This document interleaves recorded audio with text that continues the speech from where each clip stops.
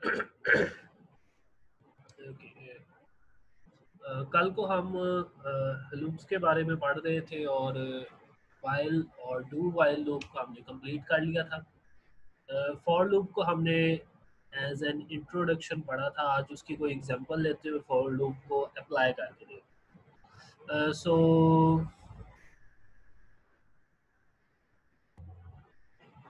अच्छा, अब सब लोगों ने सीरीज देखी होंगी मैथमेटिक्स की। For example arithmetic series, geometric series वगैरह। और प्लस उसके अलावा आपके पास कस्टम सीरीज भी होती है। मतलब उसी सीरीज वाले चैप्टर में आपके पास कोई वैसे सीरीज लिखी हो सकती है कि जी ये सीरीज है और इसका फाइंड आउट करें कि इसकी फोर्थ टर्म या फिफ्थ टर्म या सिक्स टर्म क्या होगी। तो उस तरह की सीरीज जो है वो भी हम बना सकते हैं यूजिंग फॉर लूप। सो एक प्रोग्राम है यहाँ पर, अगर आप देख पा रहे हैं 6.26, write a program that finds the sum of the squares of integers from 1 to n। कोई एक सम प्रोग्राम बनाए जो कि sum of squares of integers from 1 to n find out कर सके। तो बेसिकली इस बात का मतलब क्या है कि आपके पास कोई ऐसा प्रोग्राम बनाना है जो 1 से लेके n तक, मसलन n आप पुट करेंगे फॉर एग्जांपल 10, तो आपके पास आना चाहिए 1 square plus 2 square plus 3 square, sorry plus लिखना था, and so on two plus 10 square. ये चीज़ आपने फाइंड आउट करनी है। तो ये है हमारे प्रोग्राम का मोटिवेशन। सो किस तरह से हम करेंगे, एक तो तरीका ये है कि आप 1 से लेके n तक सारे को लिख दें और फिर फाइंड आउट करें। Simple and straight forward method. लेकिन उसमें दो मसाइल हैं। एक मसाइल ये है कि आपको प्रोग्राम में बहुत ज़्यादा मेहनत करनी पड़ेगी, बहुत सारी चीज़ें लिखनी पड़ेंगी। दूसरा मसला ये है कि हमने 1 टू n कहा है, 1 से 10 तक नहीं कहा। अब मतलब क्या है कि 1 टू n का मतलब है कि मैं अपने प्रोग्राम में अपनी मर्जी से चेंज कर सकूं, मैं अपनी मर्जी से चेंज कर सकूं। 10 तक करना है या 15 तक करना है या 20 तक करना है या सिर्फ 5 तक रहने देना।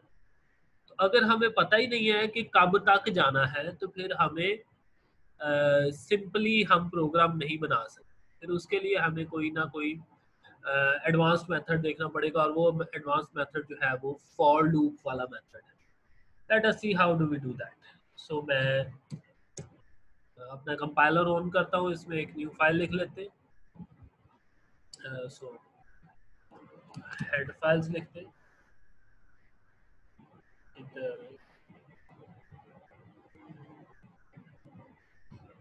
हेड फाइल्स लिख लेते हैं।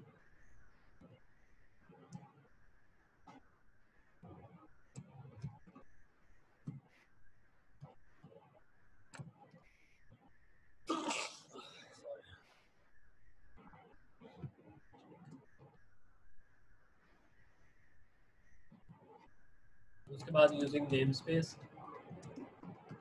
स्टैंडर्ड, उसके बाद मेन फंक्शन,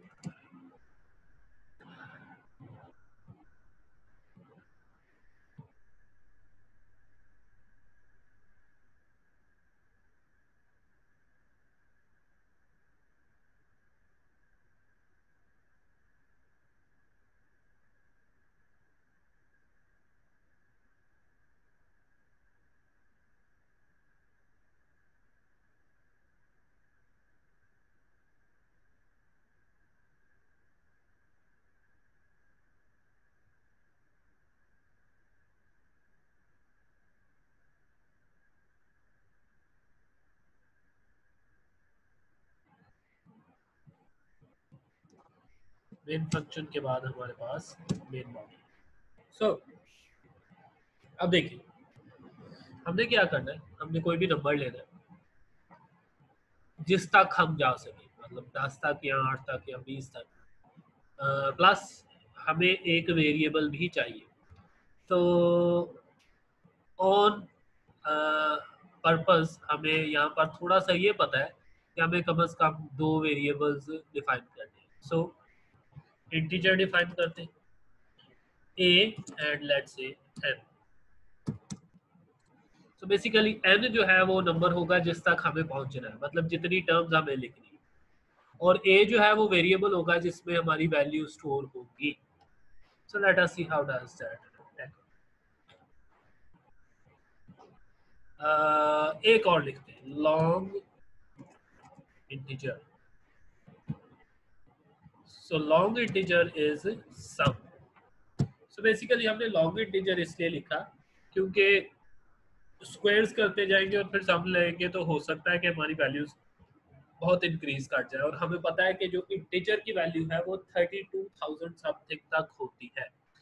तो अगर उससे बड़ी वैल्यू आ जाएगी तो फिर हमारा प्रोग्राम ओवरफ्लो कर जाएगा। तो इस वजह से हमने उसको लॉन्ग में लिखा, क्योंकि लॉन्ग की वैल्यू हमें पता है कि 32,000 से कहीं ज्यादा होती है। तो लेट अस सी दैट कि किस तरह से हमारे पास होगा। अच्छा, अब जो है फर्स्ट ऑफ ऑल हम ये करते हैं कि हम स्टार्ट करते हैं इनिशियल वैल्यू। सम को हम इनिशियल वैल्यू देंगे, सम इज इक्वल्स टू 0। अब देखने में ये चीज बड़ी अजीब सी लगती है कि सम इज इक्वल्स टू 0 आ गया, लेकिन लूप का हमारे पास यही तो फायदा होता है कि हम इनिशियल कंडीशन कोई भी दे दें, लूप हर बार इंक्रीमेंट या डिक्रीमेंट लगाती चली जाती है। सो सम इनिशियली 0 है। अभी अगर आप यहाँ पे प्रोग्राम रन करेंगे तो सम की वैल्यू 0 ही आएगी, आप इनपुट जो मर्जी कर। लेकिन जब आप लूप लगाएंगे तो फिर लूप क्या करेगा, इनपुट सम की वैल्यू को 0 लेगा और उसमें करेगा +1²। फिर दूसरी दफा जब लूप रन होगी तो फिर होगा 0 +1² +2² एंड सो चलता जाएगा जितनी दफा भी वो लूप रन होगी। ठीक है, तो ऐसा होता क्यों है? होता इसलिए है कि अगर आप लूप देखें, जब तक लूप हमारे पास सही रहती है, ट्रू कंडीशन देती रहती है, तब तक हमारे पास प्रोग्राम एंड होता ही नहीं है। इस वजह से हमारे पास प्रोग्राम क्योंकि एंड तब तक नहीं होता, इस वजह से हम कहते हैं कि जी अगर इनिशियल वैल्यू 0 थी तो 0 प्रिंट में क्यों नहीं आ, क्योंकि वो 0 में +1² +2² +3² उतनी दफा करता जाएगा जितनी दफा हमने लूप को रन कर। ठीक है, अच्छा, उसके बाद बात करते हैं कि इससे पहले कि हमारा प्रोग्राम लूप्स रन करे, हम एक और चीज चाहते हैं। हम चाहते हैं कि जब प्रोग्राम रन हो तो उसमें बताया जाए, बल्कि उसमें प्रोग्राम हमसे पूछे कि कितनी टर्म्स को सम करना है, पहली 10 को या पहली 5 को या पहली 7 को वगैरह। उसके लिए हम कहते हैं C out enter the number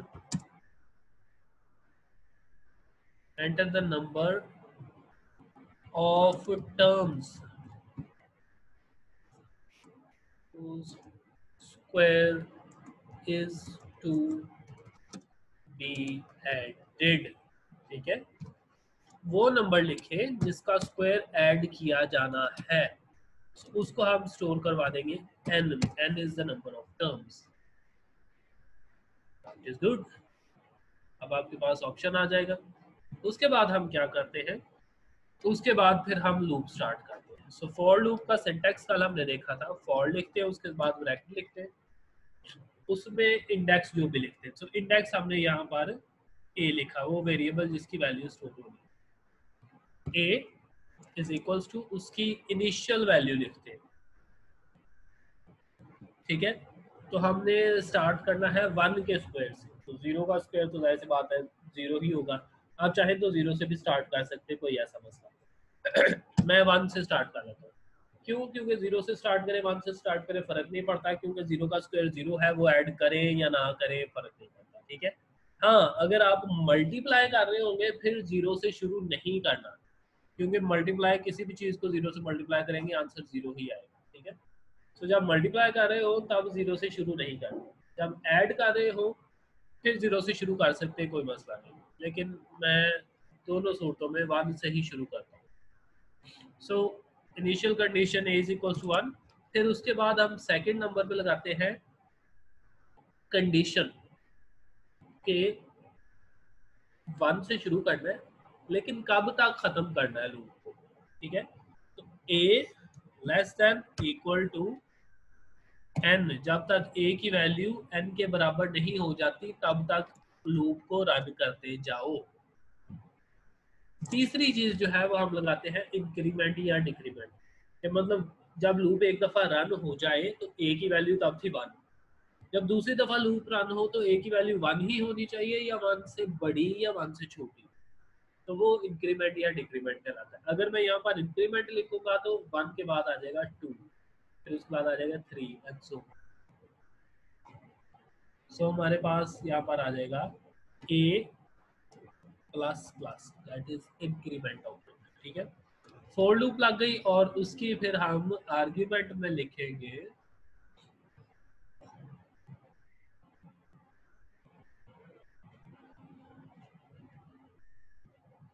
some is equals to, मतलब हमने सम जो लिखा है वो आएगा सम, मतलब सम की previous value plus plus a multiply by a, मतलब a स्क्वायर्ड, मतलब प्रीवियस वैल्यू सम की थी 0 और उसमें आपने ऐड कर देना है a स्क्वायर्ड, मतलब 1 स्क्वायर्ड पहली दफा लूप रन करने पर। फिर आप लिखेंगे ये सम कंप्यूट हो जाएगा और उसके बाद जब दोबारा रन होगी वैल्यू तो फिर हमारे पास आ जाएगा, अब दूसरी दफा जब रन होगी वैल्यू तो उसमें सम 0 नहीं इनिशियली होगा, सम होगा इसका जो आंसर आएगा और उसमें फिर हम ऐड कर देंगे और यहाँ पर हमारे पास फॉर लूप एंड हो गई है और हम वापस आ सकते हैं। अब हम लिखेंगे सी out the sum of squares of first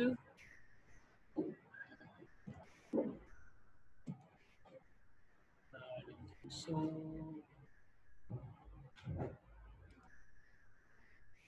numbers is sorry,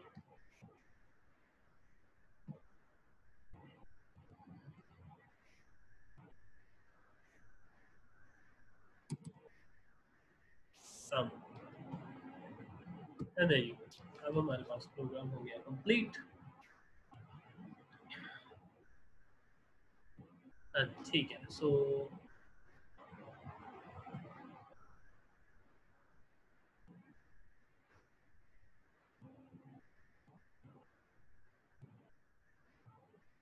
मैं दोबारा से शेयर कर देता हूँ, अब स्क्रीन शो हो रही होगी वाली बन।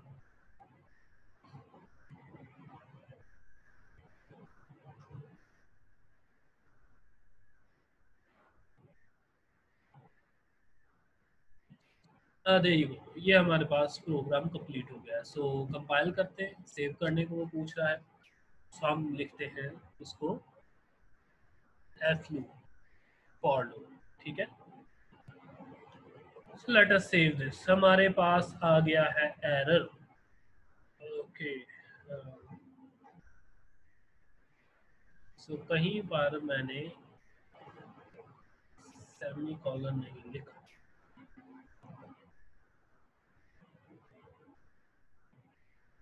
ओके लेट मी सी, कहीं पर मैंने सेमी कॉलन नहीं लिखा,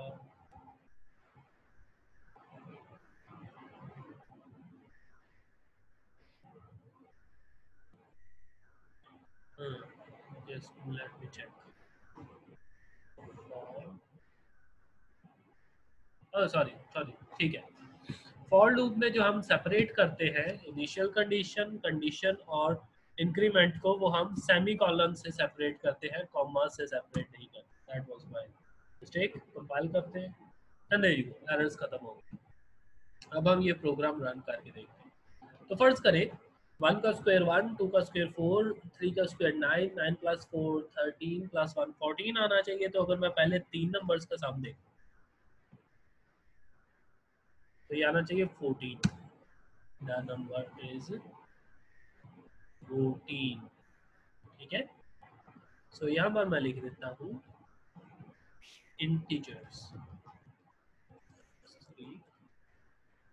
पॉजिटिव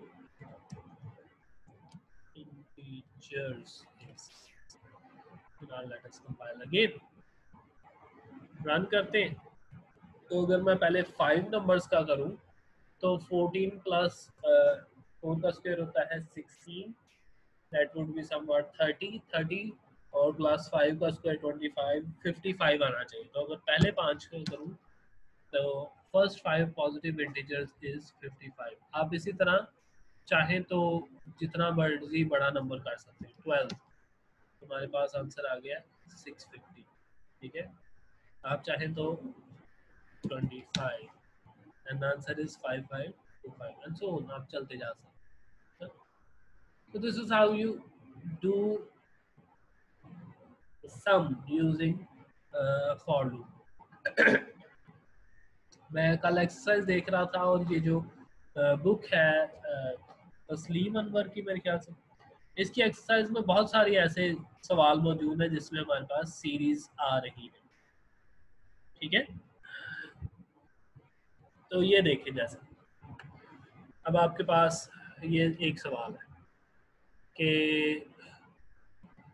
एक प्रोग्राम लिखे जो कि 1 plus 1/x plus 1/x square plus 1/x cube का सम हमें करके दे, एंड सो ऑन सीरीज जब तक भी चल रही है तो उसका सम हमें करके दे। तो सेम फोर लूप लगानी है आपने और आपके पास कंप्लीट हो जाएगा। Continue statement,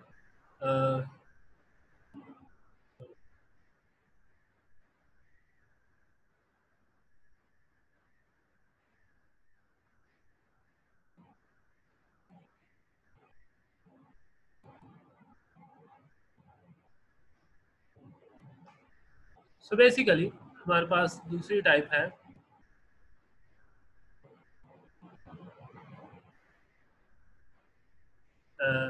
continue statement. So continue statement करके क्या है? कंटिन्यू स्टेटमेंट जो होती है वो किसी भी लूप के अंदर यूज होती है, मतलब वाइल लूप या फोर लूप के बॉडी के अंदर कंटिन्यू स्टेटमेंट यूज होती है, उसके बाहर इसका कोई काम नहीं। ऑलराइट, अब ठीक है, अब चले, ये तो हमने मान लिया कि कंटिन्यू उसके किसी लूप की बॉडी के अंदर आती है। इसका काम क्या है? इसका काम ये है कि ये जहां पर कंटिन्यू आता है उसके बाद वाली स्टेटमेंट्स को ये सप्रेस कर देता है। सप्रेस का मतलब क्या है? सप्रेस का मतलब है कि उसको आउटपुट पे डिस्प्ले नहीं करती। ये मिसाल दी है, कोई भी लूप लिखी है उसमें आपको दो सी आउटपुट दिए गए, hello world and knowledge is power. ठीक है, सो ये बेसिकली तो सी आउटपुट दोनों होनी चाहिए, लेकिन अगर मैं चाहूँ कि अगली वाली को आउटपुट ना करवाऊँ तो उसके लिए फिर मैं दरमियान में एक वर्ड लिख दूंगा कंटिन्यू और सेमीकोलन। सो कंटिन्यू करेगा क्या कि हेलो वर्ल्ड के बाद कर्सर को इधर ले जाएगा, लूप को दोबारा से रन करवा देगा और नॉलेज इज पावर जो है वो रन होगा ही नहीं, और इस वजह से वो आउटपुट में नहीं आएगा। This is the use of continue statement. Okay,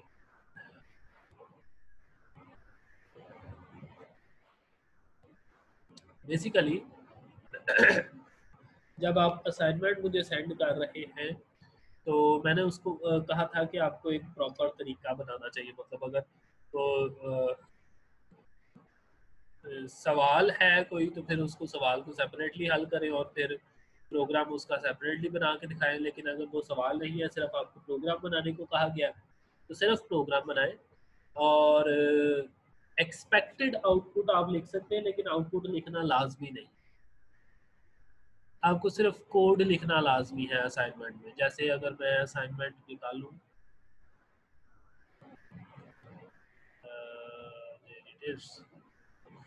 तो आपको कहा गया है write a program that contains an if statement that may be used to compute the area of a square और a triangle after prompting the user to type the first character of the figure name as 40. So basically आप क्या करेंगे कि इसका सिर्फ code लिखें, ऊपर heading लिख देंगे, क्वेश्चन नंबर लिख देंगे और आंसर लिखेंगे और उसके बाद फिर मैटलैब कोड, और उसमें हर चीज़ इन्वॉल्व होनी चाहिए, हेडर फाइल्स भी इंक्लूडेड होनी चाहिए और फिर नेम स्पेस वगैरह सारा कुछ होना चाहिए जो आप कोड में लिखते हैं, ठीक है। तो उसके लिए मैंने कहा था कि अगर आप उस पर बना रहे हैं, कंप्यूटर पे बना रहे हैं, मतलब सॉफ्ट टाइप कर रहे हैं असाइनमेंट, तो आप यहाँ पर लिखें डेव सी प्लस प्लस में और उस प्रोग्राम को रन करके देखिए, और रन करके देखें कि क्या आंसर सही आता है। जैसे कि ये देखिए, ये वाला मैं रन कर रहा हूँ, मैं फर्स्ट टाइम का लेना चाहता हूँ, तो ये आपके पास आउटपुट आ गया। अब आपने करना क्या है, इस आउटपुट का लेना है स्क्रीनशॉट।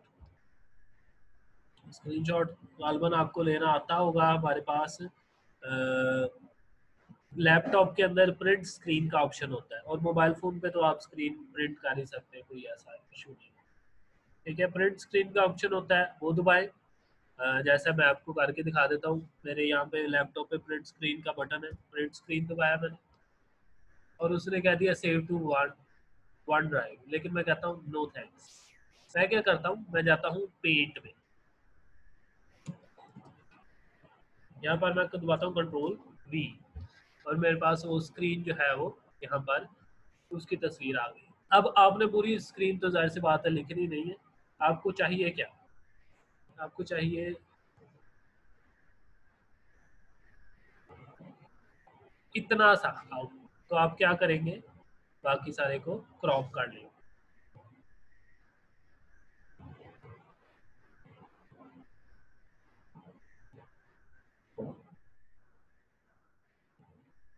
इतने को क्रॉप करके ये तस्वीर सेव कर ले और अपनी असाइनमेंट पे ऐड कर ले, इंसर्ट इमेज करके उस पे वर्ड पे इंसर्ट इमेज हो जाता है, कोई ऐसा इशू नहीं।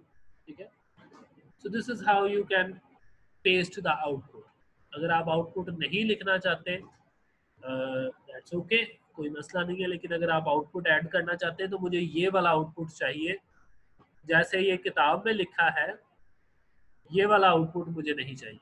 मुझे ये आपके कंप्यूटर वाले की स्क्रीन पर जो आउटपुट आ रहा है वो आउटपुट चाहिए। ठीक है, this is how you can do that.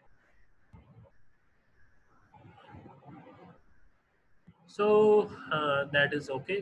अब हमारे पास ब्रेक स्टेटमेंट है, तो ब्रेक स्टेटमेंट क्या करता है, जिस तरह कंटिन्यू स्टेटमेंट यहाँ से पीछे ले जाता था कर्सर को, इस तरह ब्रेक स्टेटमेंट इससे आगे ले जाता है, मतलब लूप से बाहर निकाल देता है। कंटिन्यू स्टेटमेंट क्या करता है, दोबारा लूप के स्टार्ट पे ले जाता है, और ब्रेक स्टेटमेंट हमें दोबारा लूप के एंड पे ले जाता है। That is that are the two exceptions in a loop. So loops का जो चैप्टर है वो हमारे पास आज खत्म हो गया है। हमारे पास गालबन दो तीन चीज़ें और रह गई हैं इस कोर्स में, और उसको हम मोस्ट प्रोबेबली नेक्स्ट वीक या उससे नेक्स्ट वीक में हम कंप्लीट कर लेंगे। अगर किसी को कोई सवाल पूछना है तो पूछ सकते हैं।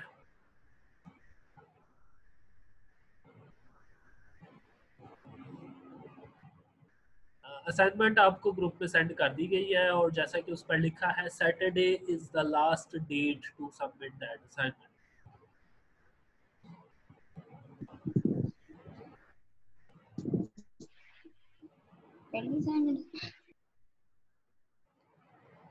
ओके, इन केस किसी को कोई सवाल नहीं पूछना तो मैं अभी मीटिंग एंड कर रहा हूँ, विल कंटिन्यू टुमारो।